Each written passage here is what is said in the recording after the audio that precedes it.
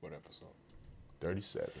We are live here for episode 37.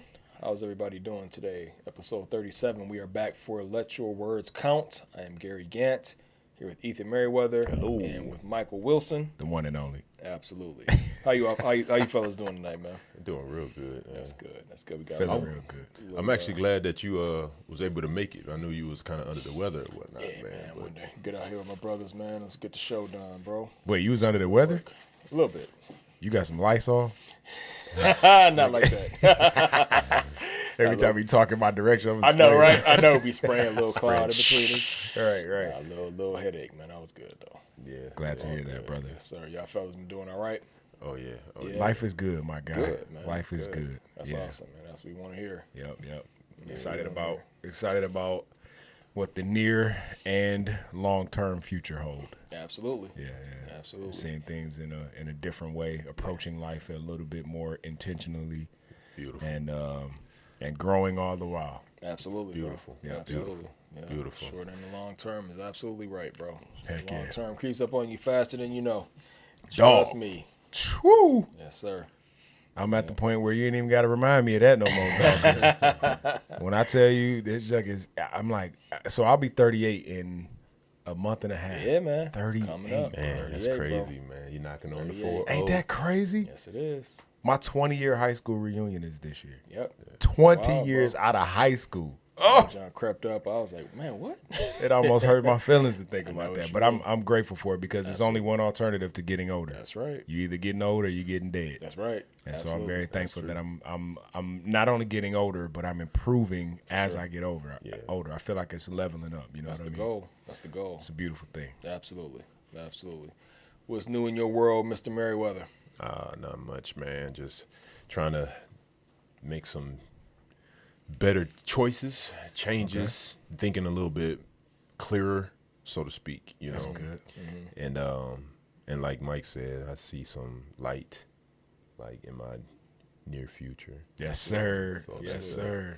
So Keep it's- your eyes towards the light, man. That's right. Can't Oh, go yeah. wrong. That's Oh, right. yeah. That's awesome, man. That's awesome. Yeah. Well, we're going to kick off episode 37. Wait, what about you? What's up? You just interviewed us. Interview. Everything is good, man. Making progress, man. Seeing things moving forward. Got no complaints, bro. Yeah. Glad to life hear is that, good. brother. That's Glad to exactly. hear Getting that. inside of the dirt, you know? Yeah. 100%. Yeah. Absolutely. I was talking to somebody today, a young cat that I kind of, I don't know if mentor is the right. You right. Wow, you right. Bro, go ahead. Proceed with this. All right, story, I'm gonna please. say a YN. Don't change it now. You said a YN. Right? A YN. One of my little brothers, man, and he was just telling me that he was kind of feeling a little bit lost in life. He had been kind of seeking some things, some guidance, some direction, and he wasn't sure if what guidance he felt like he was getting was from himself or if it was, like divine or godly guidance and things like that. And so we just had a really good conversation about, because he said specifically, he was like, I don't want the voice that I'm hearing or the guidance that I'm hearing to feel like it's coming from me. I can't tell the difference between whether I'm hearing from God, so to speak, or whether it's just my own voice in my head. Right. And he said, I'm trying my best not to. So I said, until you start to embrace that inner voice, you won't ever be able to tell the difference. You won't be able to tell the difference between valuable guidance that, that feels like it's coming from within or something that's just chaos that might lead you on the wrong path. I said you have to be able to embrace that, acknowledge it, and then follow the path in your mind. You don't have to necessarily act on it. Follow the path in your mind to give yourself a test for whether or not what you're experiencing or feeling or hearing or whatever is something of value. You can play it out in your mind before you ever act on it, and that'll start to help you to kind of navigate a little bit more effectively. And so we had a really good conversation. But anyway, I was just saying that just to kind of throw it out there, just in case anybody could use that. I think one day it might be good for us to cover a topic like that because I think that's been a recurring theme for some reason. Like I've talked to or heard about a number of people in recent weeks who I think are facing a similar kind of dilemma. Yeah. If that makes sense. It feels like it's happening all around us. It does. Yep. It does. And I think it's probably, not probably, I think it is one of those things where it's always been happening, but I think people are either more attuned to it Yes. and are being more sensitive to trying to figure out their path. You know what I mean? So I Yeah. think we probably, I think that'd be a good show to dedicate some time to one of these days is how do we distinguish when we hear the voice, the inner voice, the what we might perceive as a conflict in our mind, how do we reconcile what it is? How do we discern and figure out what's the right path forward for us? But just what you said is great. Kind of play out in your mind before you take any action and see what it looks like, right? Yeah. Yes. I got so much to say on that. We definitely got to Absolutely, do that. absolutely. Look forward to that. I think to add to that point, I think that actually falls into the word that we're actually getting into today. What a segue! It's really a beautiful segue on the word. I know, right? Hey, Slid right into that home base. It Go does. ahead. So G, if you want to start off with the word, I think it'll be a great thing to do. All right. for sure. Episode 37 is on abandonment today. Abandonment, understanding loss, fear, and the need for connection. The definition we have of abandonment today is abandonment refers to the act of leaving someone or something behind, often suddenly or permanently, and frequently with a Take your time. It's all right. frequently with a sense of neglect or rejection. Let's try that one more time. Abandonment refers to the act of leaving someone or something behind, often suddenly or permanently, and frequently with a sense of neglect or rejection. Awesome. Very good definition. You said loss, fear, and what? I'm trying to. It's understanding loss, fear, and the need for connection. Oh, need for connection. Okay, Yes. sorry, I didn't mean to break All it. good. All good. All right. And Ethan will have the word derivation for us for abandonment. What you got? Oh yeah. So the etymology is abandon, comes from the old French abandonner, meaning to surrender, to give up, and from the phrase mettre et abandon, to give over to someone's control or power. Awesome. The root traces back to Latin bandum, control or decree. Good stuff. I think that's interesting right there. So that's the etymology for it. abandonment. Love it. I just have to point out that one of my favorite points in every episode is Ethan doing the accents with the the other languages and stuff. I love that every single time. It gets me. Fake. It's a I know. a fake accent. That's one of my favorite parts. Every time I listen, I love it. he said abandon. Yeah, I love it. That's dope Absolutely.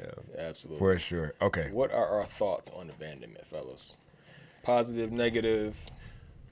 So let's put up the emotional lens real quick, Let's do right? it. So the emotional lens, so it has two, like we always bring up. The negative side is it's commonly associated with feelings of fear, rejection, betrayal, and loneliness. That's the immediate negative side. The positive side, in rare contexts, in some cases, abandon can refer to releasing control, such as abandoning fear, or with wild abandon. Interesting, carrying a more freeing connotation. And the why, and maybe we don't need to get to that yet, but let's talk about the negative and the positive for right now. You know what I'm saying? Interesting. So I think right off the bat, it's kind of drawing back to the episode we had on validation and talking about the need for connection. And I think I definitely understand. Just this is another one of those words I think that on its surface sounds negative, but it's one of those words that there is a lot of opportunity in that negative. There's a lot of opportunity for one to find themselves, for one to question why they may feel abandoned from someone else, why they may feel a sense of separation or not being prioritized in someone else's life. And while it may be a negative feeling or experience, I think it holds a lot of lessons and opportunity for us to kind of better understand ourselves, our needs, and our own priorities, right, as far as how we deal with other people. So, yeah, again, negative feeling, but one of those things, a lot of opportunity and lessons may be kind of buried underneath that emotion, right? Yeah. One, and to talk about the negative part, this was actually a word that was given to us by Sue Pryor. She asked us to use this word. So Very good. once again, Sorry about that. I didn't call out the audience. top. No, you're fine. So audience, whenever you have a word that you want us to go over, please give us a shout. Put it in the chat. Put it in our YouTube channel or whatever. You know. So the word abandonment was actually from one of our listeners or whatnot. To go to what you're saying about the negative side, I really agree with that as well. I think that I didn't really think about this word and the impact of this word until that request. We hear it all the time about, man, I felt abandoned or something like that. So when you talk about validation, I kind of want to touch on that a little bit. Sure. Because when you talk about validation, are we saying it from the side of the person that's surrendering or the person that feels that they've been neglected and rejected, right? That's because I look at it in two approaches, right? You know what I'm saying? Because a person is going to abandon something, right? And the person that's impacted feel left behind or something like that. So there's two ways to look at it, unless I'm looking at it wrong. So if anybody want to clear that up a little bit, and maybe once again, I think I did this last time by blending the output with the input. You know what I'm saying? Like because if you look at abandon, I don't want to go there yet. Let me stop. Because let's continue with the negative side, because I think I'm blending the positive side with it as well. Okay. All right. So Ask your question one more time, bro. about validation, I think I want to go back to that validation. Can you clear that up again? Can you bring that up about validation of that side again? In my mind, as far as how validation connects to abandonment, right? Validation kind of talks to a need for someone else to recognize you or acknowledge you in a certain way in order for you to feel you can properly acknowledge or recognize yourself, right?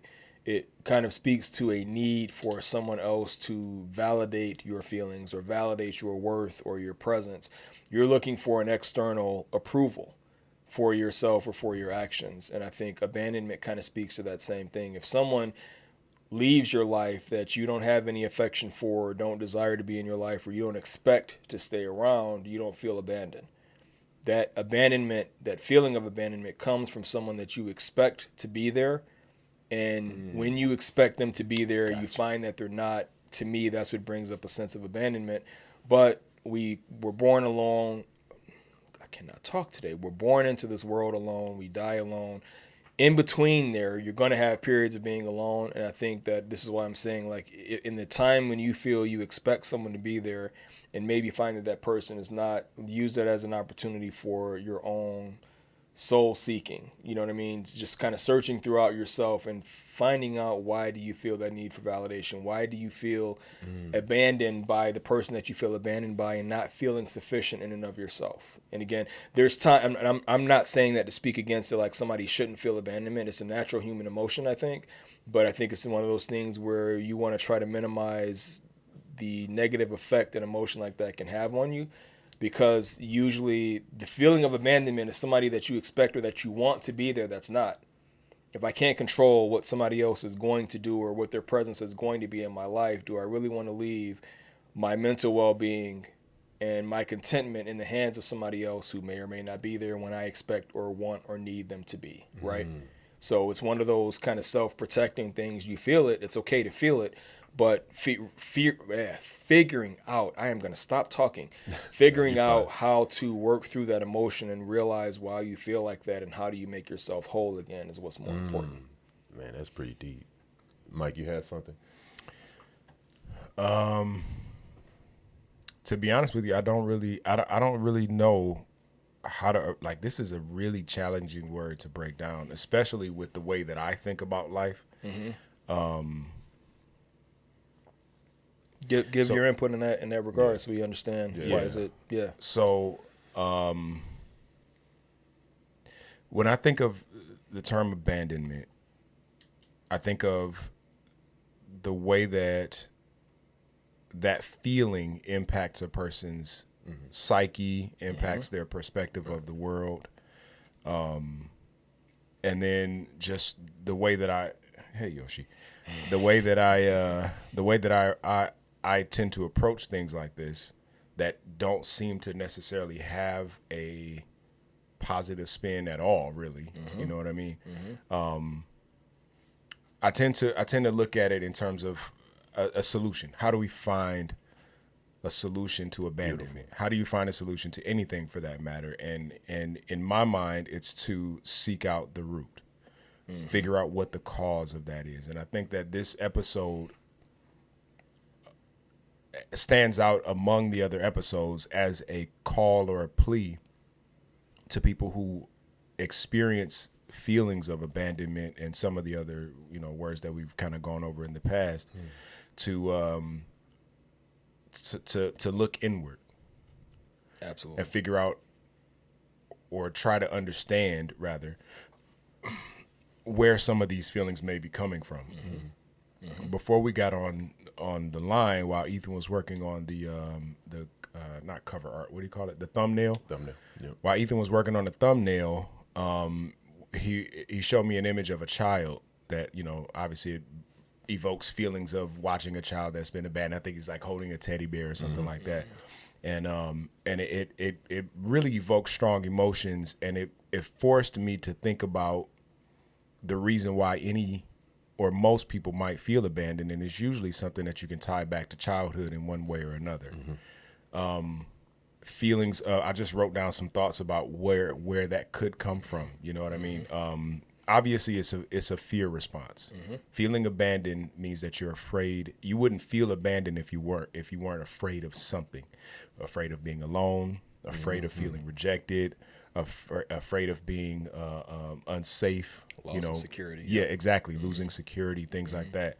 And so, it's in my mind, it's really such a case by case basis. I don't think there is any blanket way to really approach it. And so that's why I said that I think this is going to be a really interesting conversation. And I think that it's also a call for anybody who is experiencing that to seek professional help. And I don't mean that in a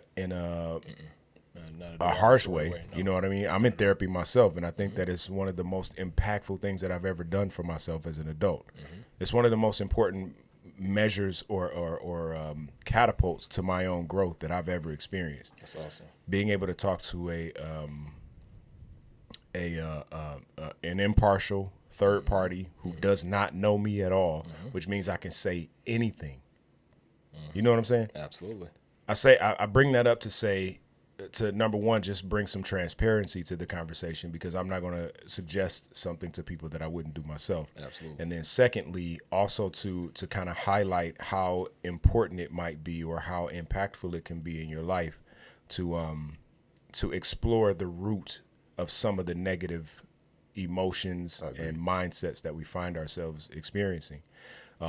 So I hope I didn't take that too deep, but that's literally where my thoughts were, and kind of where my mind is going.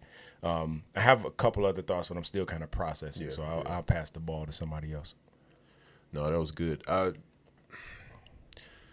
It's a deep word. Yeah. Like we were saying, it really is. It's very emotionally tied to experiences.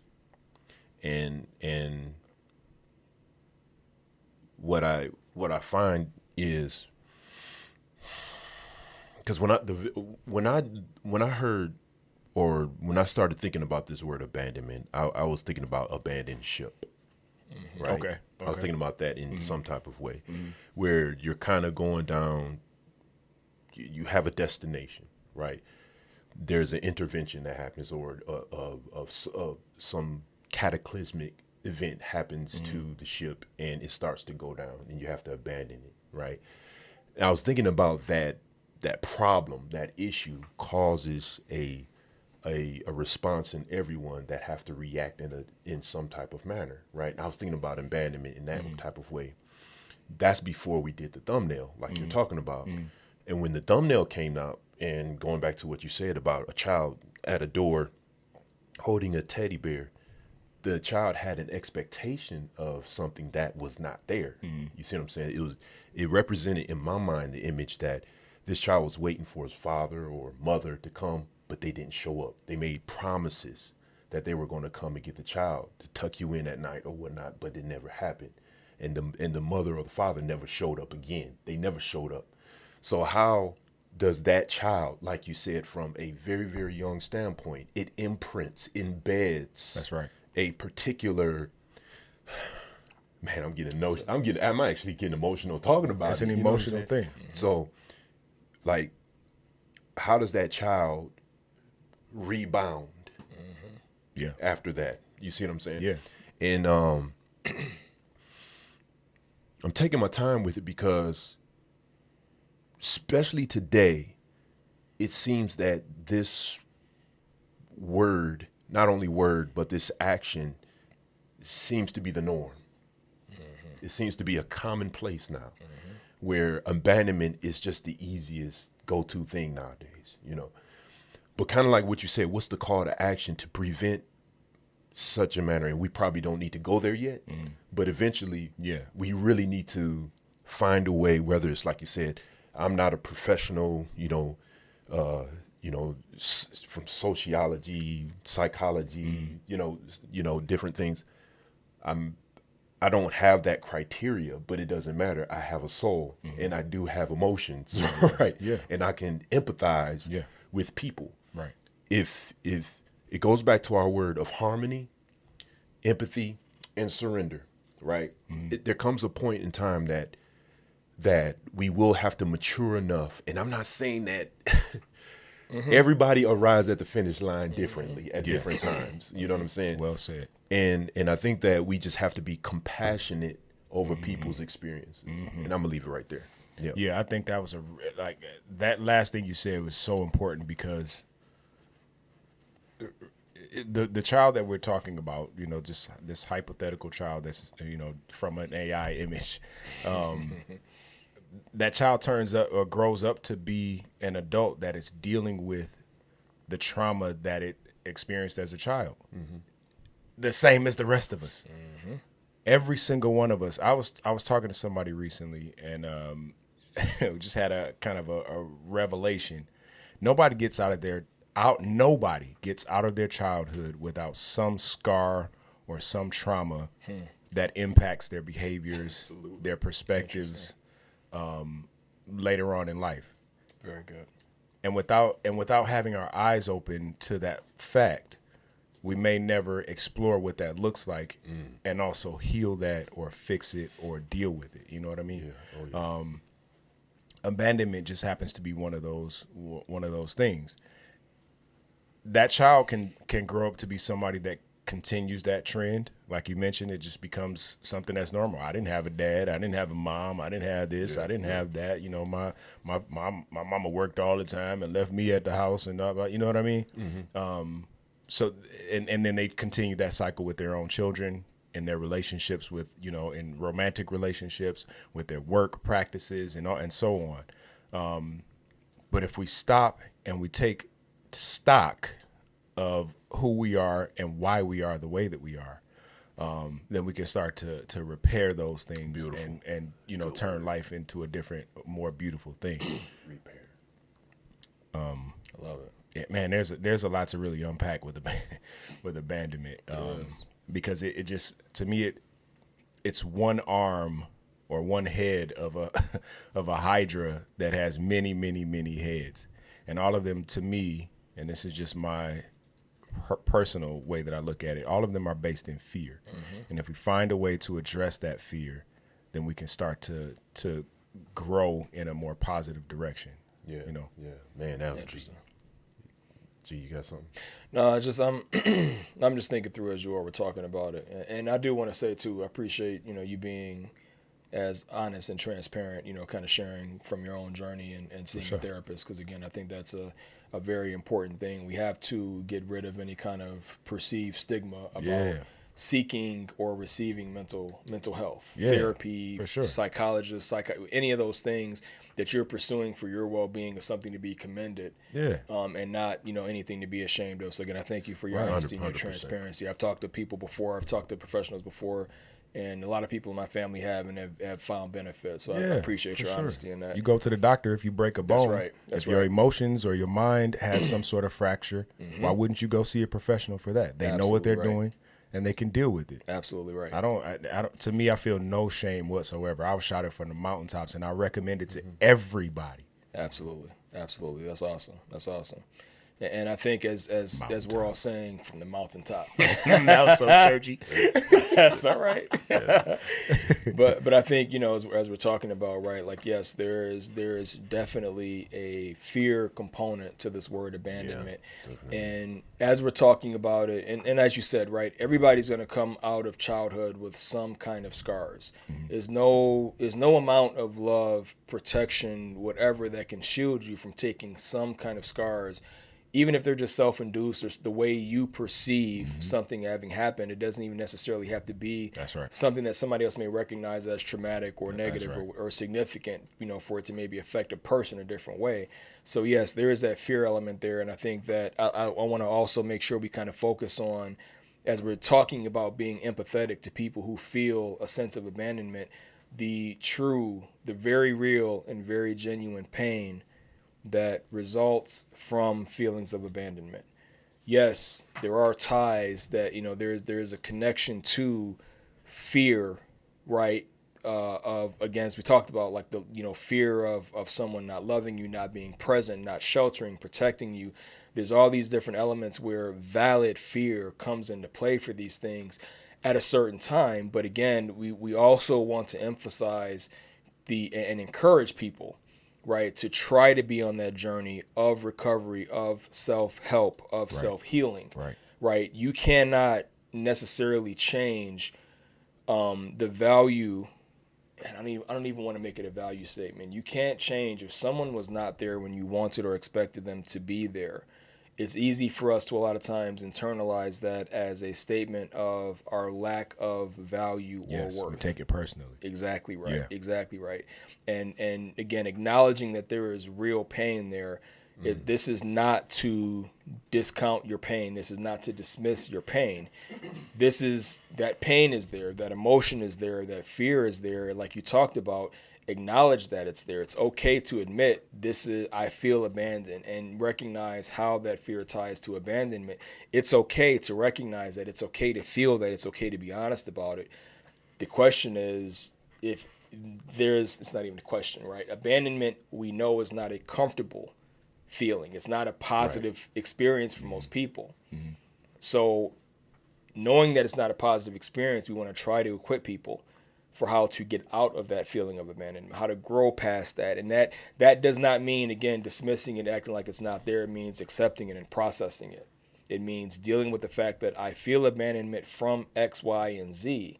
And it's okay to feel that. Seek why that is. Try to understand as much as you can, but also recognize there may not be anything there to understand. I know a lot of people, and I just lost a cousin yesterday, but I know a lot of people who have a lack of closure from a family member that they may have felt hurt by in the past, and that person has passed on. There's not going to be an opportunity to go and talk to that person, to probe their mindset and ask them or figure out why they weren't there. So understanding that the thing that you may feel you need to process that may not always be there, you have to try to be open to those paths of internal seeking. You have to accept responsibility. Absolutely. Absolutely. And again, we want everybody to try to understand and find their own self-worth. That is, to me, one of the healing mechanisms of getting out of or growing past the feeling of abandonment. And again, this is not to say someone that's there is not mature or not whatever. This is none of that. This is a valid human emotion. We all feel it. We all experience it.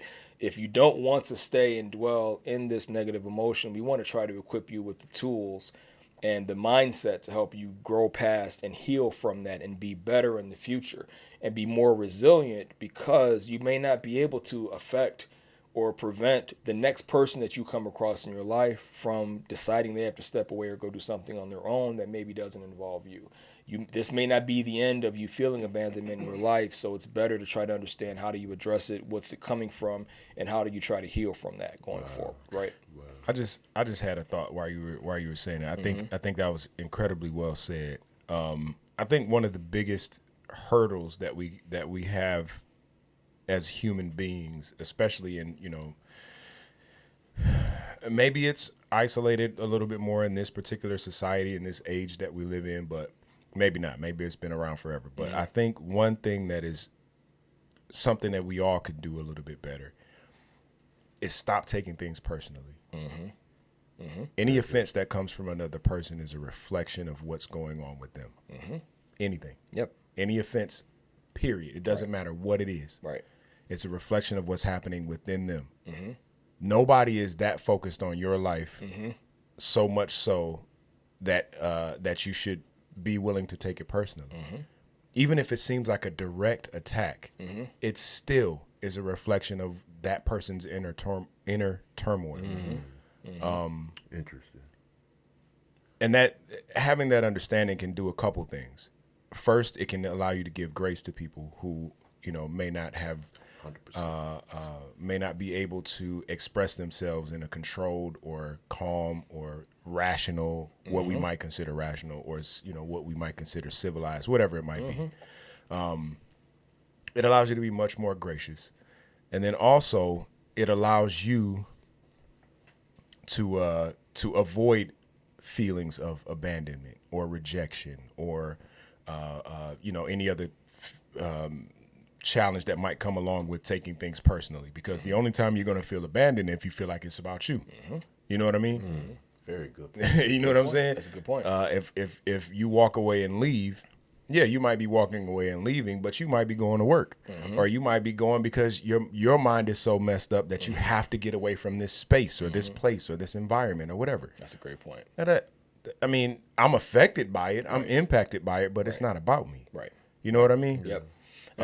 Go ahead. Go ahead. Check this out. There's a comment right here. It says from the audience, Sue, abandonment can create a feeling of emptiness and void. Yes. You then seek vices to fill that void. And I'm like, man, that's exactly right. Yeah, Who and said it goes that? back to you, Sue Pryor. Hey, Sue.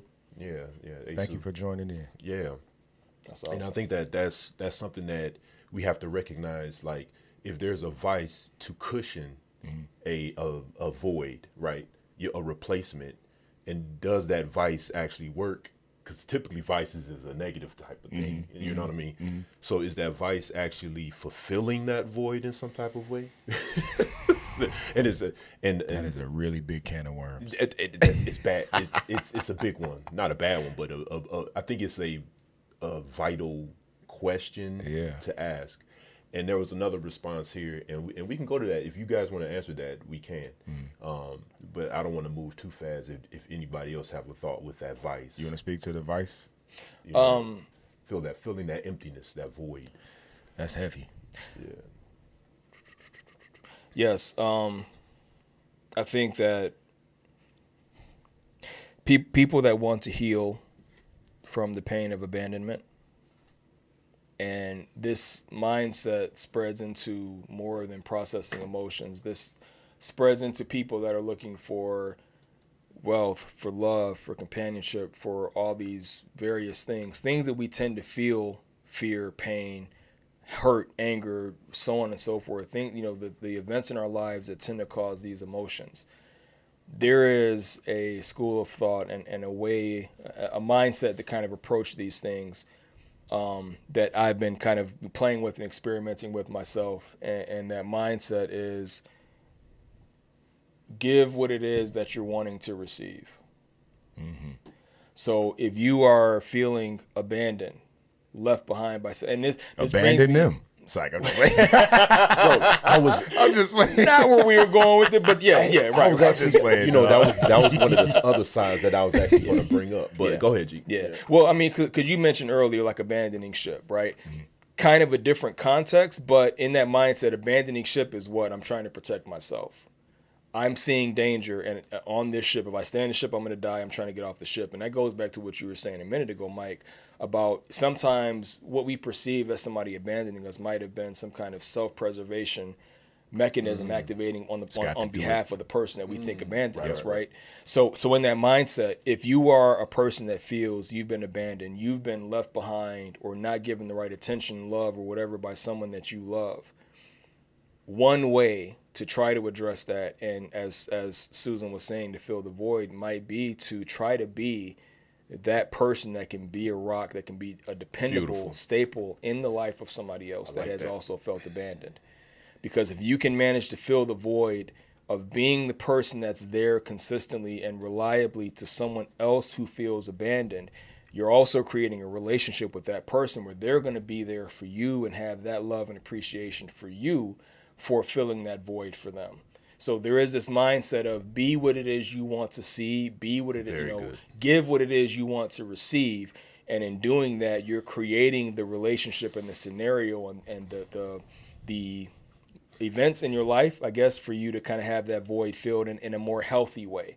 Not to where you're having to go and seek vices and things that can have negative or detrimental effects to you, but filling that void in a positive way, because if you're wanting love, you give love. And maybe not everybody's going to receive it the right way or appreciate it or reciprocate it, right? But over time, you start to heal yourself by being the person that can give love to other people and seeing that other people are healed and helped from the love that you give. And then again, if that abandonment is coming from or fostering a sense of a lack of self-worth, when you start to see the impact you can have on the lives of other people who have felt abandoned or without love, you erase any question, any possibility, any doubt in your mind that you have value, because you will be demonstrating, you will have live examples of how you've been a help and been of value to the life of somebody else. That can help you build up your own self-worth again, and not having to be going back and relying on that validation or whatever from somebody else, right? So Man, I agree with you. Loaded, man. Yeah. So I want to say two things. First, to address what you were just talking about, sharing, spreading that love, that light, that positivity to others is obviously going to be a really, really critical thing to do in order to, start to build your self-worth. Mm-hmm. However, I think that, and y'all have heard me say this before, you can't pour from an empty vessel. And so when we're talking about building love, establishing love, you got to put your mask on before you help your neighbor. You know, like how they say in the airplane.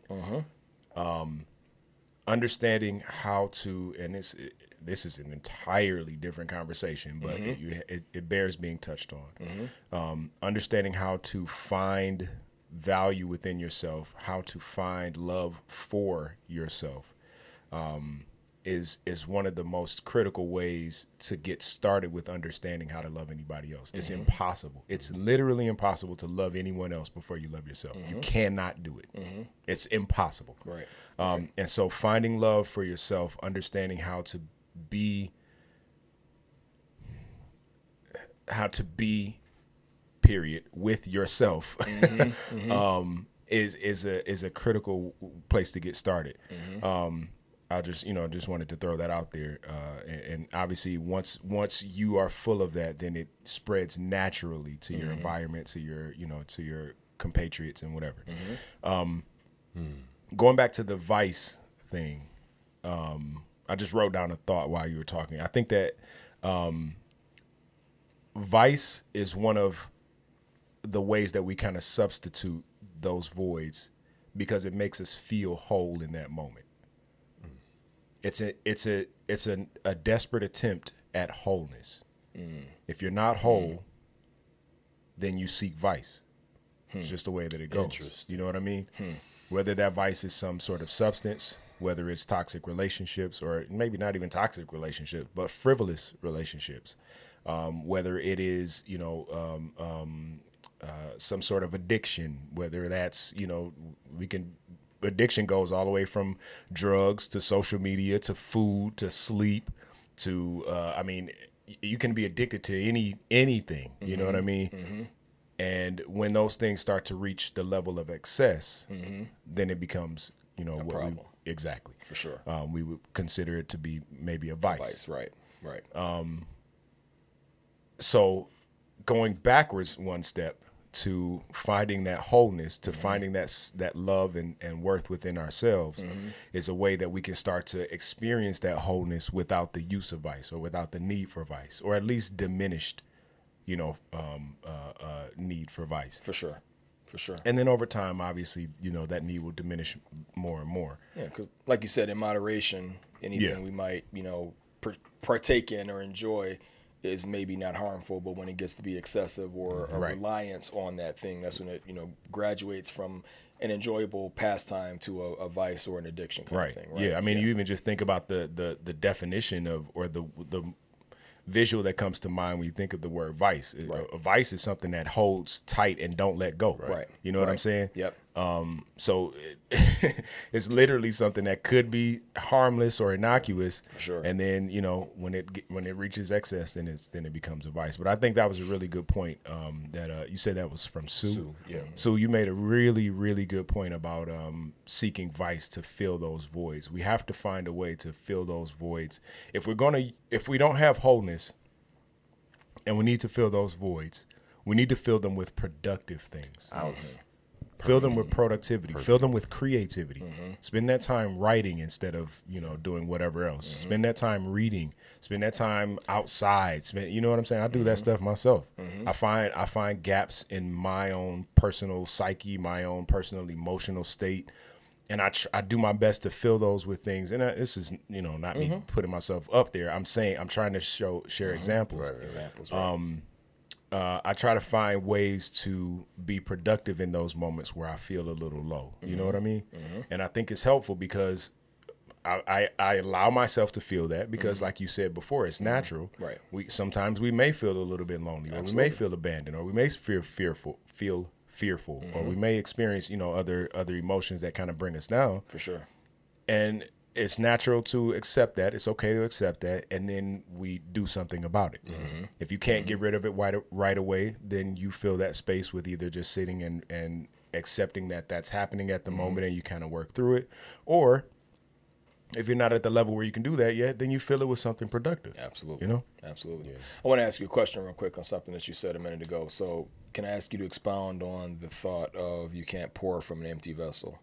I don't know if I understood that fully. Yeah, absolutely. That's one of my favorite sayings. I say that literally all the time. It essentially means that so we talk about the basis of using specifically that phrase comes from my background in the church, and so we talk about an elder or somebody who has a little more experience in whatever field. This particular one is faith or religion. Pouring into somebody who is a little less experienced or doesn't have the same level of growth or whatever. But if that person is empty at that moment, then I don't have anything to give. It's the concept of you can't be, for instance, an effective parent if you haven't found a way to manage your own, let's say, your own demons, so to speak. You know what I'm saying? You lose efficacy when you are not at your best. And so the whole point of that is to find a way to grow towards being your best person in order to be able to pour into someone else. Okay. So you mentioned sharing love. I can't effectively share love or spread love or exemplify love if love is not already within me to the fullest. You see what I'm saying? When I start to build that up within myself, then not only I don't even have to put effort into pouring it out because it sheds all the time. Gotcha. It literally comes out of every pore. Gotcha. You know what I mean? Yep. And so when the vessel is full, then it's much easier to share. Gotcha. Gotcha. Okay. And I guess I was asking about that because I'm trying to reconcile that with because like you said, right, it's like if a person feels like they're without it, there's a way to, I don't want to misquote you, but kind of sit with yourself and learn self-love to grow that love internally to be able to give to other people. And I guess that's maybe the word that's the part I'm struggling with, because if that ability exists to recognize that you are without love and figure out how to grow that love from within first, are any of us ever really empty vessels? The divine rests within us, an infinite source of some of those good things. And if the ability is there that when you feel low, you can go within and grow that love internally to be able to distribute it to someone else, is the empty part of it more of a mindset thing than Yes. the reality. Yes. More than the reality of the situation. Yes, is, it's right? a lack So- of being able to tap into it at that point. or recognizing and being able to discern that it's there. Right. Yeah. So I think yes, emptiness, and I guess that's why I was asking the question. I think we can feel empty for some of these things, but I think the strength and reclaiming that strength and that ability and that power back to yourself is recognizing that That it's I already may there. feel like I don't have love to give, Yes. but it's there. I Yes. just have to tap into it or go internally Yes. or meditate, pray, That's whatever, and find where it's there within me. Yes, right? So, I yeah. agree 100%. Yeah, it's a matter of being able to access. Absolutely. Absolutely. Yes, because none of us are without love within us. Absolutely. Yeah,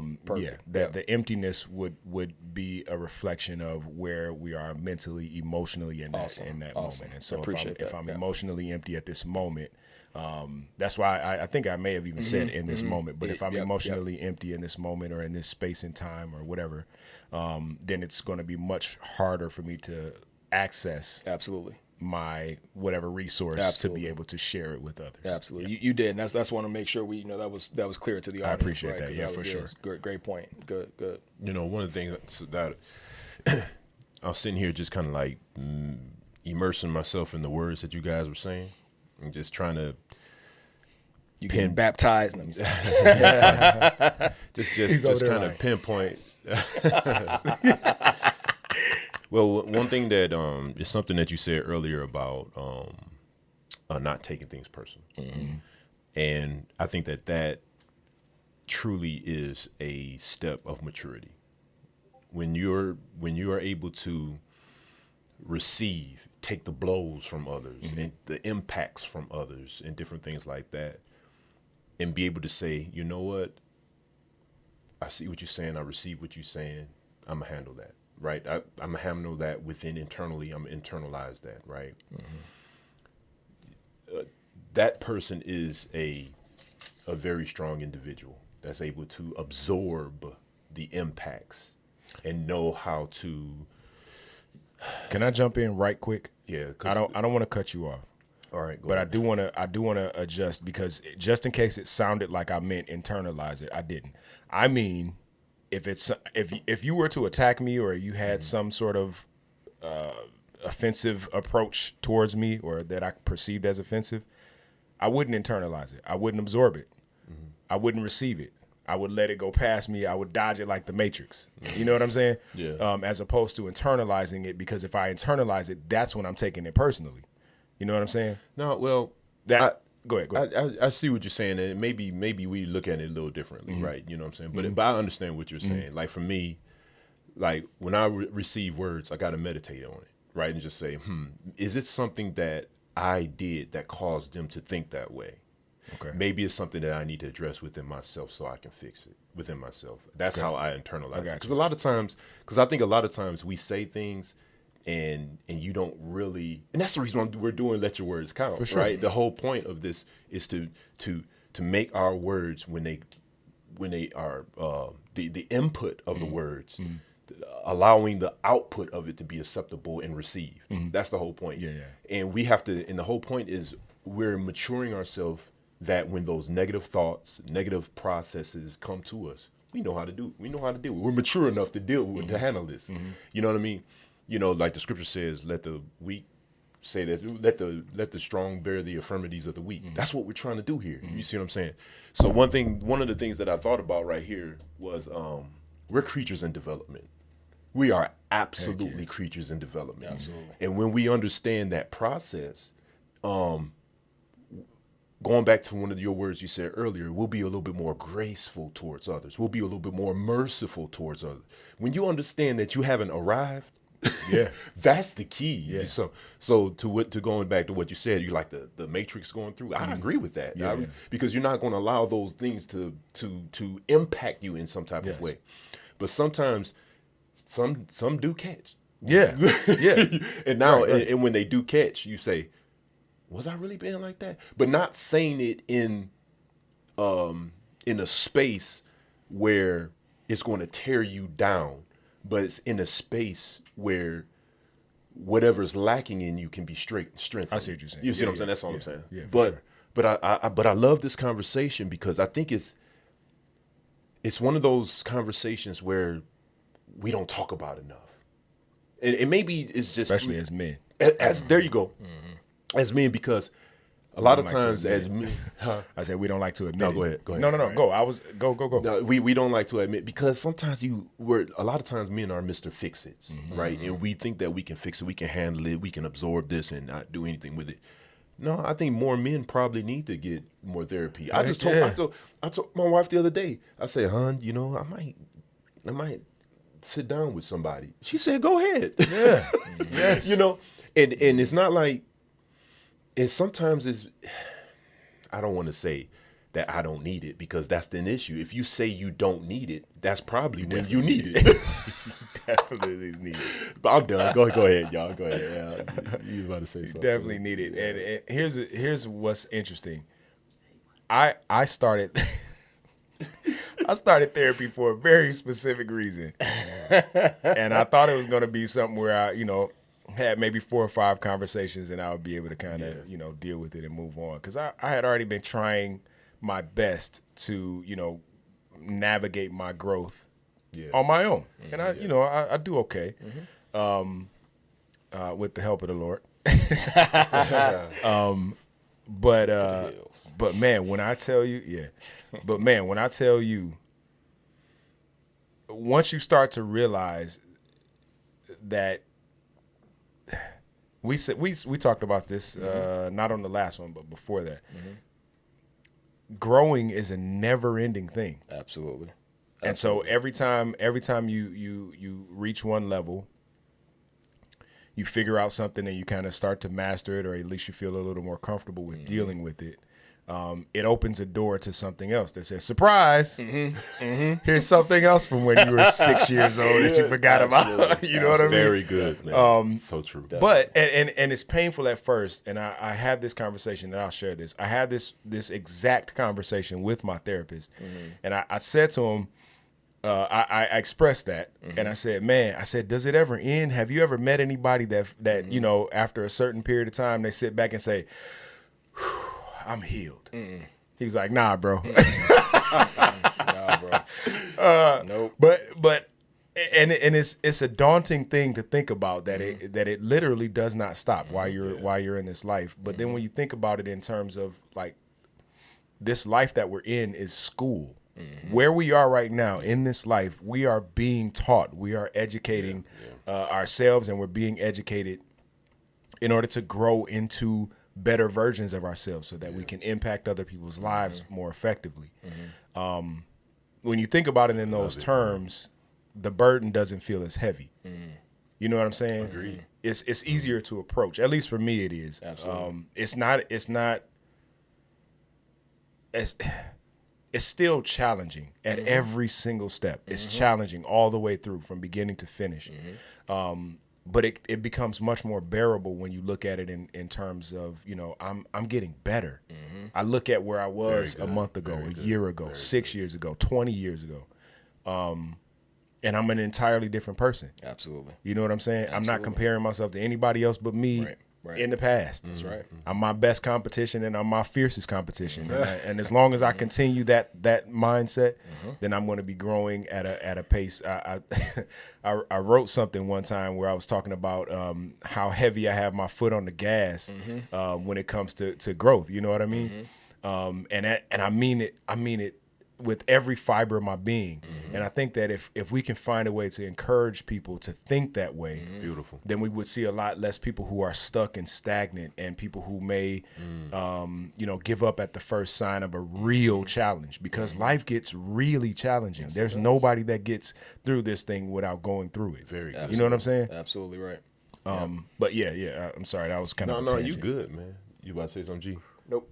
Yeah, I think this is a good conversation. I think it's worth us having more discussions about abandonment.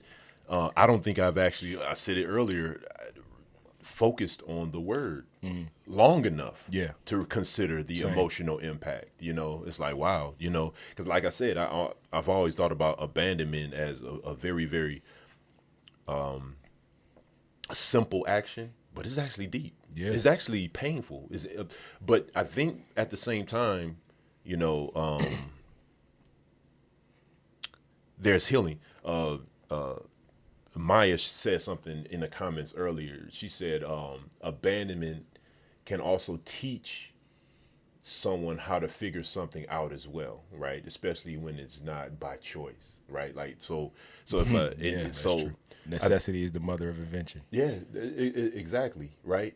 So a lot of times when you're abandoned in some type of way, how can you turn it that can be beneficial instead of detrimental? Because once again, we always look at not always, but the initial knee-jerk response to abandonment is negative, right? Because to me, a high percentage of it is. However, if we look at it as a beneficial thing, like certain things, like some people abandoned me in my life, right? And that actually turned out to be a good thing. For real. So sometimes certain things happen where it's actually, wow, you don't, when in retrospect, and that's another word where my sister just said in here is introspection, right? And observing things internally. We said that earlier. But to go back to the thought process of when does abandonment become a good thing? Yeah, and I like that. It got to have a good approach to that. Yeah. Anybody got a thought on that, right? Well, so I mean, related to what you were just saying, because I know we all have, and just, when we come together and do the podcast, we're all bringing obviously different perspectives and different, ways to look at it. But that's, I think, my personal motivation with how we're doing the podcast, like you said, because you take something that you've experienced negative in your life and trying to figure out how to turn it positive. Yes. All of us, to your point earlier, we're all going to be on a constant, lifelong journey of growth. In that journey of growth, we're all going to experience things that are hurtful, painful, or negative. And I think this is all of our thought, but for sure, speaking for me, one of the things that I want to try to accomplish with this channel is looking at these words that have a negative connotation or evoke negative feelings or negative memories, and trying to figure out how do we take and use those things as catalysts for our growth. Nice. You are always throughout this life, you're going to experience some kind of hurt, some kind of pain, some kind of fear, negativity, whatever. It's natural, it's human. Don't feel bad for that. Don't feel degraded. Don't feel a lack of worth. Understand this is part of the journey. This is part of what helps you grow. And we are here to try to help you figure out how, when, not if, when these negative things come up, how do we try to address it? How do we try to grasp hold of that moment? How do we try to empower ourselves to take that negative thing, and instead of letting it be the thing that beats us down, that defeats us, that keeps us imprisoned, or whatever the case is, how do we empower ourselves to learn to grab hold of that negative thing and turn that thing around and force something positive from it? That's what I think this journey is about. That's, again, my personal reason for being on the podcast. There's a lot of negative words and words that invoke negative feelings. Let's try to figure out how do we take those things and take back control of our ability to heal ourselves, and not let the things that we experience from life, whether it be from somebody else or just a natural event, not let those things be a negative anchor in our lives. We have to grow past that. As long as you are here, you're on a journey for growth, and every negative thing, every hurtful, painful thing that comes along, it can, by your choice, by your decision, by your own free will and your willpower, it can be turned around to be something that you can grow from or learn from. It doesn't mean it's going to be positive necessarily, but if you can figure out how to grow from it, growth is positive, right? You may not feel ever a warm, fuzzy feeling about something that hurt you, but if you can figure out how to grow from it, how to make yourself better from that experience, you're taking and making something positive from that thing, right? So I agree. You said who had that comment? Maya. Hey, Maya. Thank you for joining us, and thank you for participating. Yeah, you're so polite. Such a gentleman. She mentioned that it can teach you. It can teach us how to figure Figure things something out. out as well. Figure something out. Yeah. I love the way that's worded, just the way that she put it, because she's absolutely right. We mentioned it before. If once you begin to accept responsibility, then it all is now you're figuring out how to deal with it. You know what I'm saying? So even the process of growth itself is you accepting responsibility. Well, conscious growth. Yeah, no, conscious right. growth. I love it. Yes. is the act of you accepting responsibility, and then it's teaching you how to be better. It's teaching you how to improve. But I mean, we can put it in just even more, daily practical terms. I mean, some kids are latchkey kids. You ever heard that phrase? Absolutely. So you got latchkey. Dating yourself again, but yeah, go ahead. Yeah, right. Facts. You got latchkey kids that learn how to cook at 6, 7 years old. You know what I'm saying? You got people that have certain levels of abandonment, even from their parents, that learn how to do things and accept responsibility or learn responsibility whether they want to or not early in life. I mean, there's so many other ways that can go, but that was really, really well said. But I think the best way to apply it as an adult is to accept responsibility and realize that can. Digging in to find out what the root of that abandonment feeling is, or the fear that lies behind it. Good. Digging in to find that root is inevitably going to lead to it teaching you how to deal with yourself, how to deal with your emotions, how to manage how you feel about things. You know what I'm saying?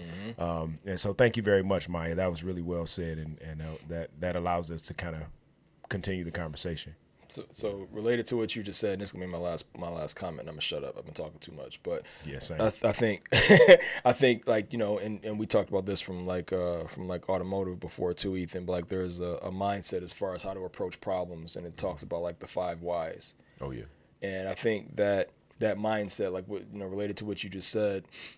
When you feel, and again, going back to the tools, trying to equip you with the tools for dealing with life and dealing with things that pop up that you don't like or that you don't find favorable, trying to dig into everything that makes you feel negative, hurt, and pain, whatever the case is, diving into why you feel that way is often, for me anyway, what brings the most growth. I feel upset at what this person said.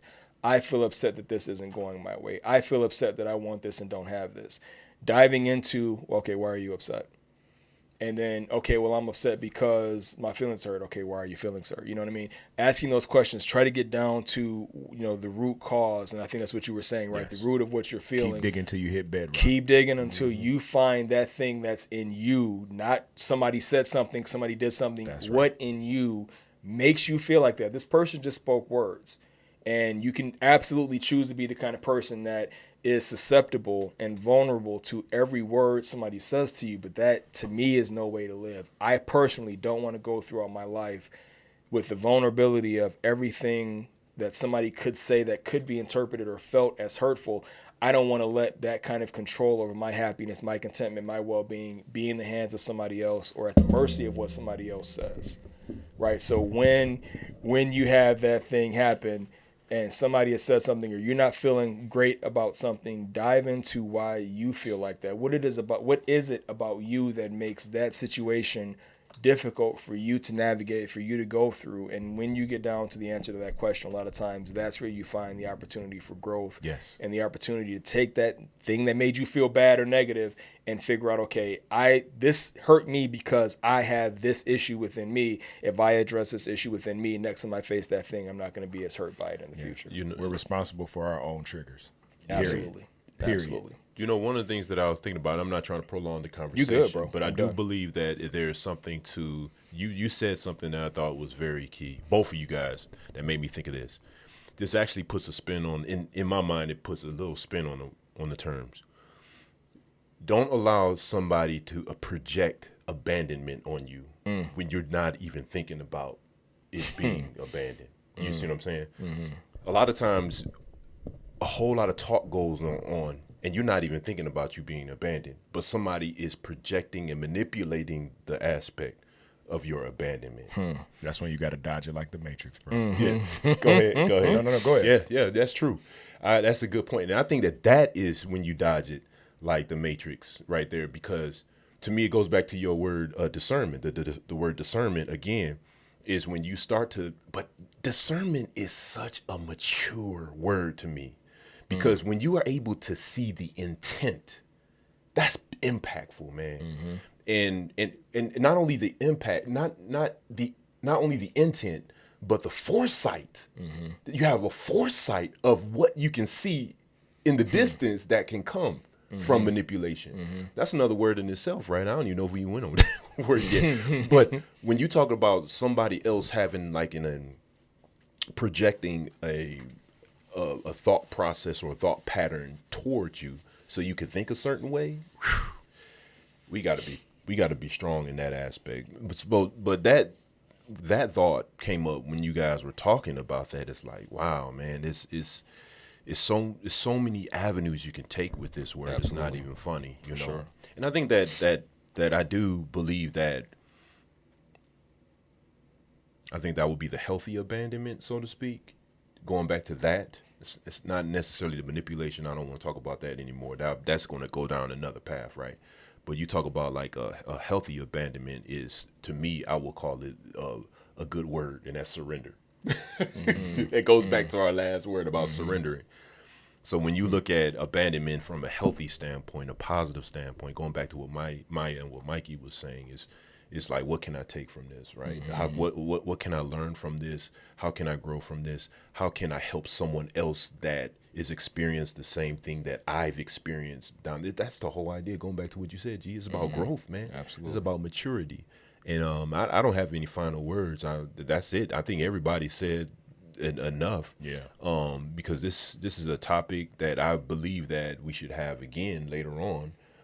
And maybe we should revisit this topic, this word again, you know, and see in the next few months, maybe more viewers can see it and see how it is actually impacting their lives. That would be the call to action.